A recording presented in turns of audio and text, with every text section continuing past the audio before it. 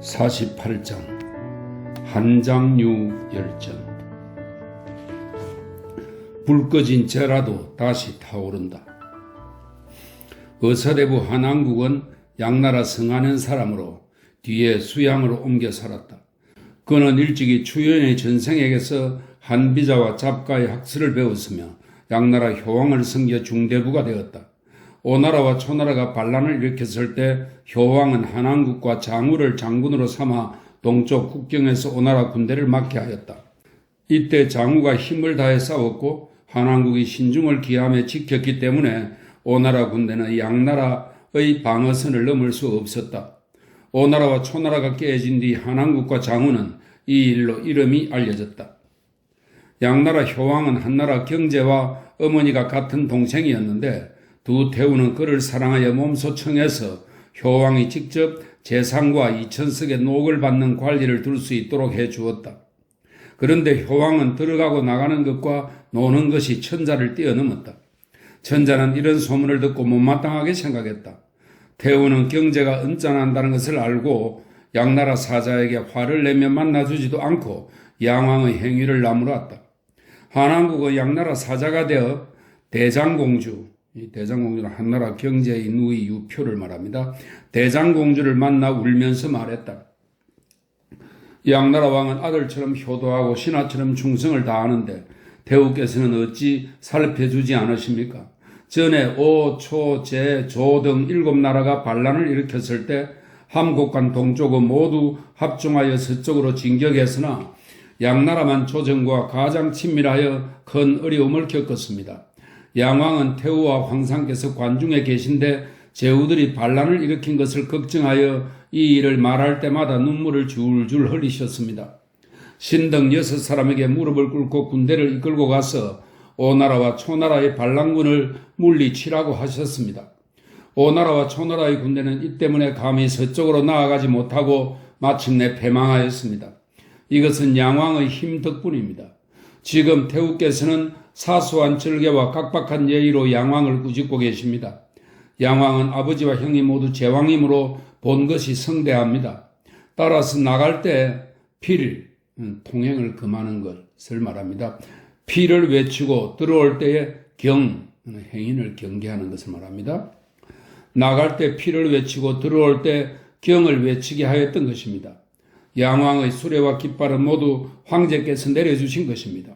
그는 이것을 가지고 구석진 현에서 자랑하고 수레를 몰아 나라 안을 달려 제후들에게 뽐내며 천하 사람들에게 태우와 황상께서 자신을 사랑하심을 알리려고 하였을 뿐입니다. 그런데 지금 양나라 사자가 오면 그때마다 꾸짖으시니 양왕은 두려워 밤낮으로 울며 태우와 황상을 사모할 뿐 어찌할 줄을 모르십니다. 양왕이 아들처럼 효도하고 신하처럼 충성하는 것을 태우께서는 어찌 어여삐 여기지 않으십니까? 대장공주가 이 말을 태우에게 자세히 전하자 태우는 기뻐하며 말했다. 그를 위하여 이 말을 황상에게 알리리라. 이 이야기를 황제에게 전하자 황제는 마음이 풀려 관을 벗고 태우에게 사과하며 말했다.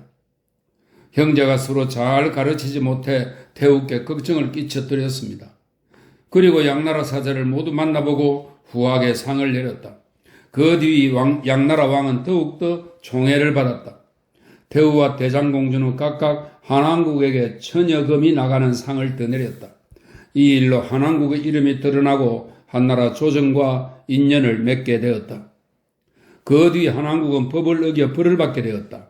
이때 몽현의 옥리 전갑이 그를 모욕하자 한항국이 말했다. 불 꺼진 재라고 어찌 다시 타지 않겠는가? 전갑이 말했다. 그러면 즉시 거기다 소변을 누겠다. 그로부터 얼마 지나지 않아 양나라의 내사자리가 비게 되었다. 한나라는 사자를 보내 한항국을 양나라의 내사로 삼으니 죄수의 몸에서 풀려나 이천석의 녹을 받는 고관이 되었다. 전갑이 도망쳐 달아나자 한항국이 말했다. 전갑이 관직으로 나아가지 않으면 너희 일족을 멸하리라. 전갑은 어깨를 드러내고 사죄하였다. 한항국은 웃으면서 말했다. 소변을 누라. 너희 같은 무리를 데리고 따질 것이 있겠느냐? 그러고는 마침내 전갑을 잘 대우해 주었다. 군주가 곤욕을 당하면 신하는 죽어야 한다. 양나라의 네 사자리가 비었을 때 효왕은 새로 제나라 사람 공송궤를 얻어 그를 좋아하므로 조중에 그를 내사로 삼고 싶다고 요청했다. 그러나 두 태우는 이 말을 듣고 왕에게 조서를 내려 한왕국을 내사로 삼게 하였다. 공송궤와 양승은 효왕을 설득하여 경제에게 태자로 삼아주고 영지를 더 늘려달라고 요구하게 하였다.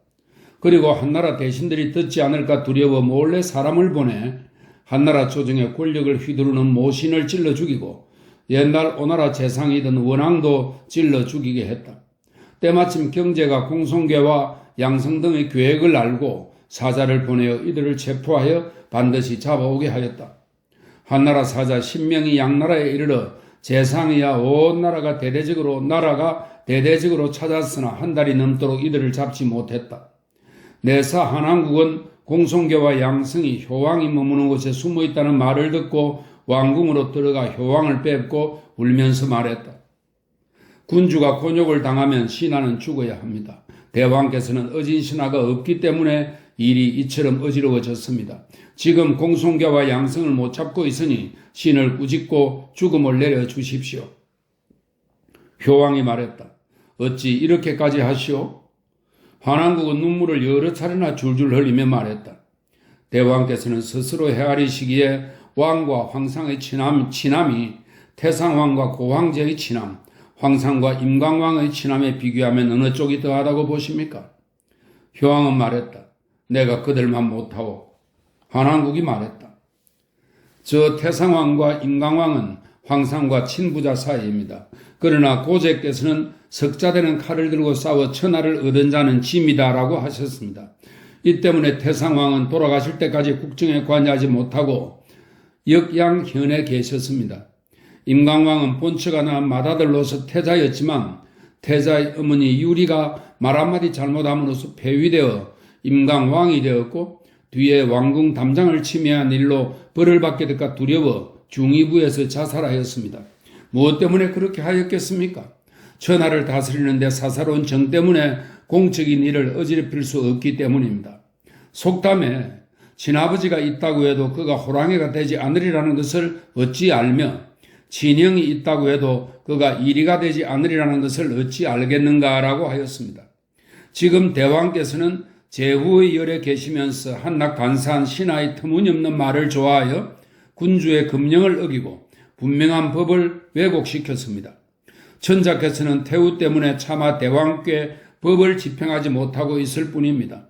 지금 태후께서는 밤낮으로 울면서 대왕께서 스스로 잘못을 고치시기를 바라지만 대왕께서는 끝내 깨닫지 못하고 계십니다.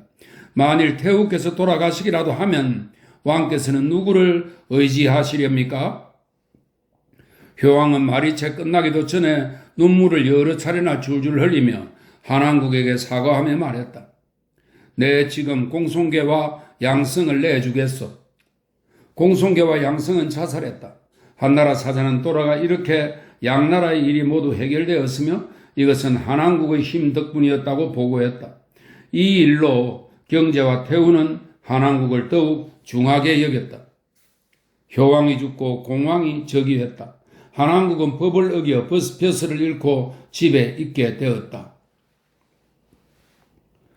회오리 바람도 마지막에는 기러기 털조차 날리지 못한다.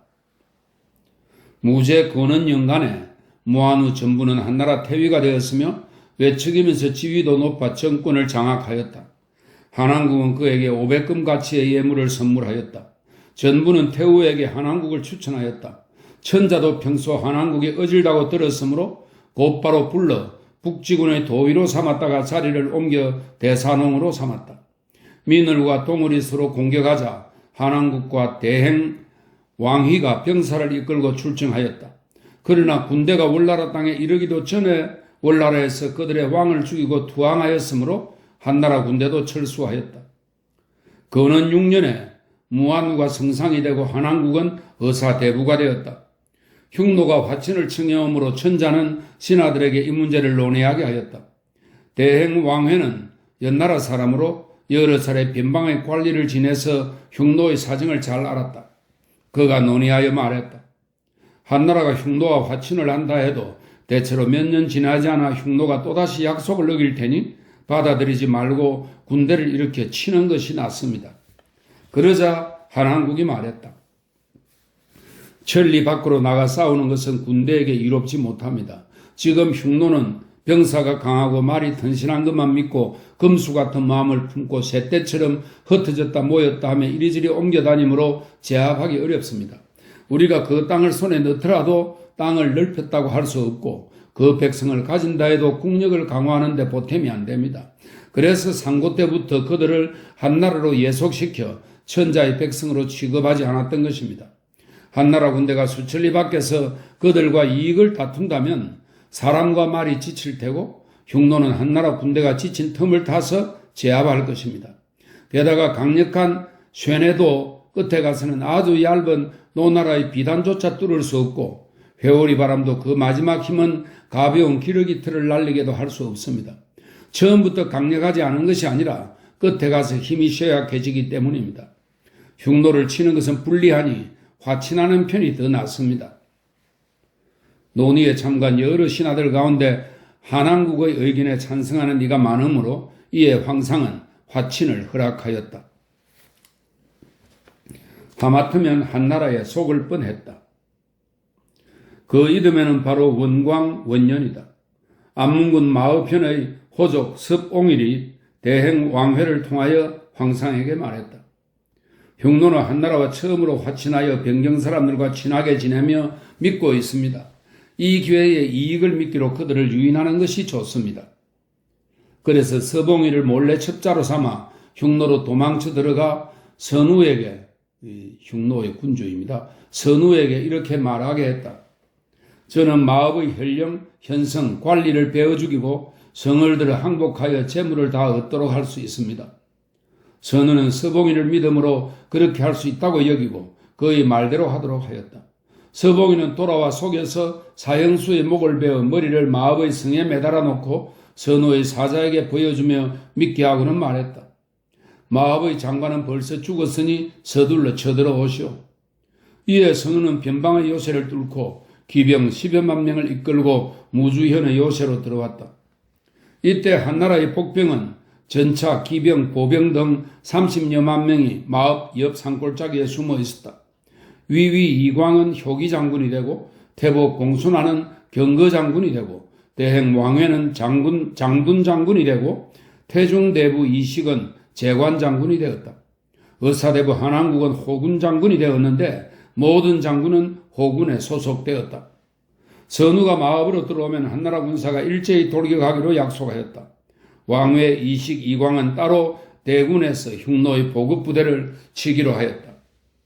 이때 선우는 한나라의 장성인 무주인의 요새로 들어와 마읍에서 100여리가 채 못되는 곳까지 쳐들어오면서 약탈을 계속하였는데 들에는 가축만 보일 뿐 사람은 한 명도 보이지 않았다. 선우는 이를 괴상하게 여겨 봉화대를 공격하여 무주의 위사를 붙잡았다. 선우가 위사를 찔러 죽이겠다고 위협하며 어떻게 된 일인지 물으니 위사가 말했다. 한나라 군대 수십만 명이 마읍성 아래에 매복하고 있어. 그래서 선우는 좌우를 돌아보며 말했다. 하마터면 한나라에 속을 뻔하였다. 그는 군사를 이끌고 돌아서 변방의 요새 밖으로 나가면서 말했다. 내가 위사를 얻은 것은 하늘의 뜻이다. 그리고 위사를 천왕으로 일컬었다. 요새 아래에 선우가 군대를 이끌고 돌아갔다는 말이 전해졌다. 한나라 군대는 변방의 요새까지 추격하였으나 따라잡을 수 없음을 알고 곧 멈추었다. 왕회 등의 군사 3만 명은 선우가 한나라 군대와 싸우지 않았다는 말을 듣고 가서 선우의 보급부대를 치면 반드시 선우의 정예병사들과 싸우게 될 테고 그러면 한나라 군대는 반드시 패하게 되리라 여겨 임의로 싸움을 멈추기로 하여 다 같이 공을 세우지 못했다. 전자는 왕회가 선우의 보급부대를 치지 않고 멋대로 군대를 이끌어 싸움을 멈춘 것에 노여워했다. 왕회는 말했다. 처음 약속으로는 흉노가 마읍성으로 들어와 우리 군대와 선우가 싸우면 시인이 그들의 보급부대를 쳐서 승리할 수 있다고 했습니다. 그런데 선우는 이런 말을 듣고는 마읍으로 들어오지 않고 돌아갔습니다. 시인은 3만 명으로 그들과 대적하기에는 역부족이며 그럼에도 불구하고 그들을 공격한다면 치욕만 얻을 뿐이라고 생각하였습니다. 물론 신은 돌아와서 목이 베일 것을 알고 있었습니다. 그러나 폐하의 군사 3만 명은 온전하게 보존할 수 있었습니다. 이에 황상은 왕회를 정의, 형벌을 관장하는 직위입니다. 정의에게 넘겼다. 정의는 왕회에게 두요, 적군을 보고 도망치려는 죄입니다.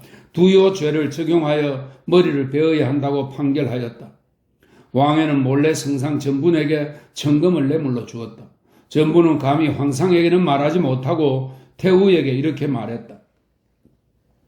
왕회가 주동이 되어 마법의 일을 꾸몄는데 지금 성공하지 못하였다고 하여 왕회를 죽인다면 이것은 흉노를 위하여 원수를 갚아주는 격입니다. 황상이 태우에게 아침 문안을 드릴 때 태우는 성상이 한 말을 황상에게 전했다. 그러자 황상이 말했다. 처음으로 마법의 일을 주도한 사람은 왕회입니다. 그 때문에 천하의 군사 수십만 명을 동원하여 그의 말에 따라 이렇게 했던 것입니다. 비록 선우는 사로잡을 수 없더라도 왕의 부대가 그의 보급부대를 쳤다면 오히려 잠못 얻는 바가 있었을 테고 그로써 사대부들의 마음을 위로할 수 있었을 것입니다. 지금 왕회를 죽이지 않으면 천하에 사고할 길이 없습니다. 왕회는 이 말을 듣고 자살했다. 흉노에게 속아 결국 피를 토하고 죽다. 한왕국의 사람됨은 원대한 지략이 많아 그 지모는 세상의 흐름에 따라 영합하기에 충분했으며 충성심이 두터운 데서 나온 것이다. 그는 재물을 좋아하고 탐하기는 하였으나 자신보다 청렴결백하고 현명한 선비들을 추천하였다. 양나라에서는 호수, 장고, 질타를 추천하였는데 모두 천하의 이름난 선비였다. 이 때문에 선비들은 그를 칭찬하고 앙모하였으며 천자까지도 그야말로 나라의 제목으로 여겼다. 한왕국이 의사대부가 된 지 4년 남짓하여 성상 전분이 죽자 한왕국이 성상일을 대행하게 되었는데 천자의 수레를 인도하다가 수레에서 떨어져 절름발이가 되었다. 천자는 성상을 임명하는 문제를 의논하고 한왕국을 등용할 생각으로 사자를 보내 그를 살펴보게 하였는데 심하게 절었다. 그래서 평극후 설택을 성상으로 삼았다. 한왕국은 병으로 벼슬을 그만둔 몇 달 뒤에 절름거리는 것이 낫게 되자 황상은 다시 그를 중위로 삼았다. 1년 남짓 지나 다시 자리를 옮겨 위위로 삼았다. 거기 장군 위층이 흉노를 공격했는데 상고군으로 출동하여 농성에서 깨뜨렸다. 그러나 이때 장군 이광은 흉노에게 붙잡혔다가 도망쳐 돌아왔고 공손호는 병조를 크게 잃었다. 이들은 모두 참수되어야 하는 죄에 해당하였지만 속죄금을 내고 평민이 되었다. 이름에 흉노가 변경으로 크게 쳐들어와 요수군 태수를 죽이고 또 안문으로 들어와 죽이고 붙잡아간 사람이 수천 명이나 되었다. 거기 장군 위층은 그들을 치기 위해 안문에서 나갔고 위위 한왕국은 재관 장군으로서 의향에 주둔하였다.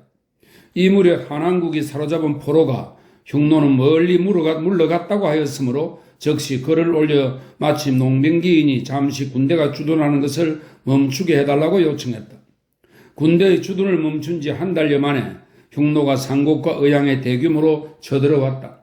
한왕국의 성벽에는 700여 명이 있어 나가 흉노와 싸웠으나 이기지 못하고 다시 성으로 돌아왔다. 흉노는 백성 1000여 명과 가축과 재산을 약탈해갔다.